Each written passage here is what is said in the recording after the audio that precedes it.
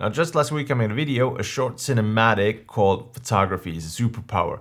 Now, if you haven't seen that video yet, I highly suggest going and checking it out because it's like 2.5 minutes long and it's not gonna take that much of your time.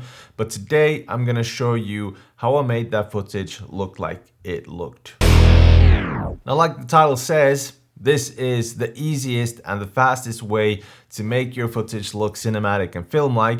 So that said, I am using a plugin. You have been warned. Now, the plugin that I've been using for most of my videos lately and on that short cinematic is called Dehancer. Dehancer isn't sponsoring this video in any way, but they did give me a free trial to try out Dehancer and just make a video about it. Now, straight to the point, I got 2 clips on my timeline here, and the first thing that I'm gonna do is put an adjustment layer on top of them. Now, what I wanna do is make these clips look a little bit different from each other, so what I'm gonna do is cut the adjustment layer just where the clips change. Then I go to the effects, search for Dehancer, drag and drop Dehancer onto both adjustment layers.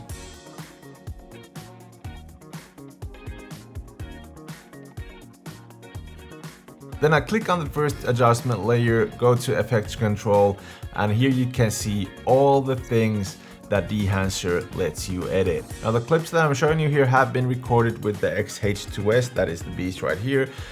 And I've been recording them with F-Log2. So first thing that I'm gonna do is go to the input tab.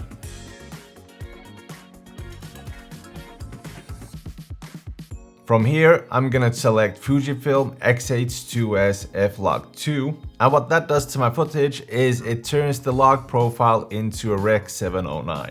Now, what that means, I do not need any conversion LUTs. This is why I like Dehancer in the first place, just giving me all the tools that I need right there.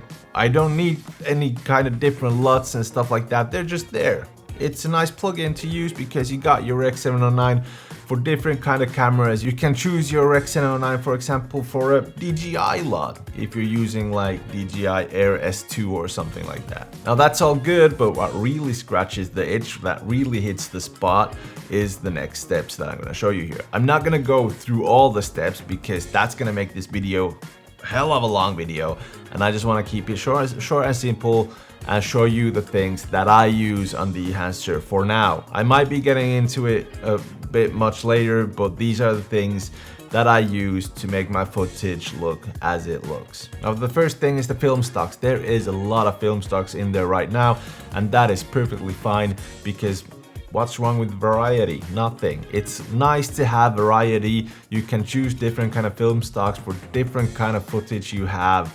And in the end, you'll just, you know, kind of start seeing what you like and pick those out from there. Now, the best thing is that the crew at Dehancer is constantly updating the list of film stocks. If you want to know more, check out the link below and go read their blog.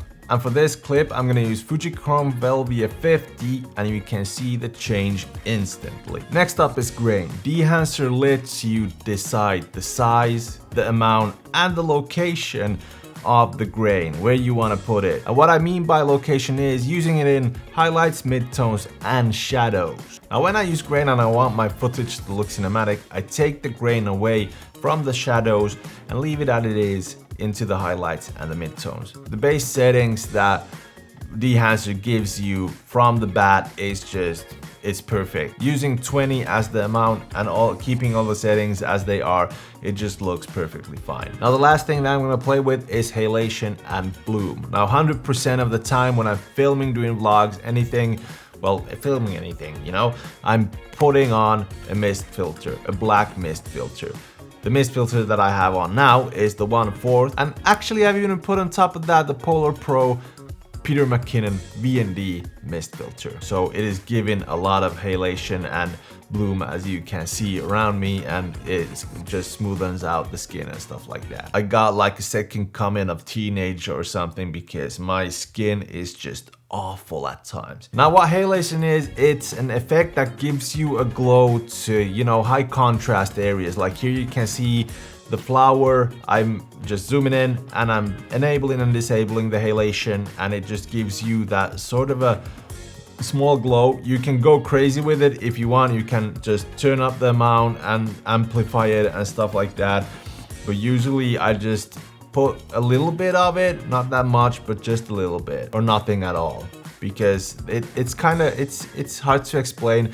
It's really a preference if you want halation or not. Then there's bloom. I think de-enhancer is great in giving you artificial bloom if you don't have a mist filter on you, or you've forgotten it at home or something like that. You can use artificial bloom using de-enhancer. Here you can see two clips from the same light source. The first clip isn't using any kind of mist filter, the second clip is, and you can see the difference straight away. It's giving that bloom, that halation around that light. And onto the first clip, we're gonna start putting some bloom using the de-enhancer and compare them, and you can see the difference. It is artificial, but it still looks kind of cool. And even though you have a mist filter, you can just go crazy with it and just add even more if that's something you're into. Now let's just quickly edit the second clip here. Let's go to source, X-H2S F-Log 2. Next off we go to film stock. I really like how the Fuji Chrome Velvia looks. Let's see how Ultramax fits. Actually that looks better. Adjust the grain. Let's check the halation, then bloom. That's it. And this is what those clips look like.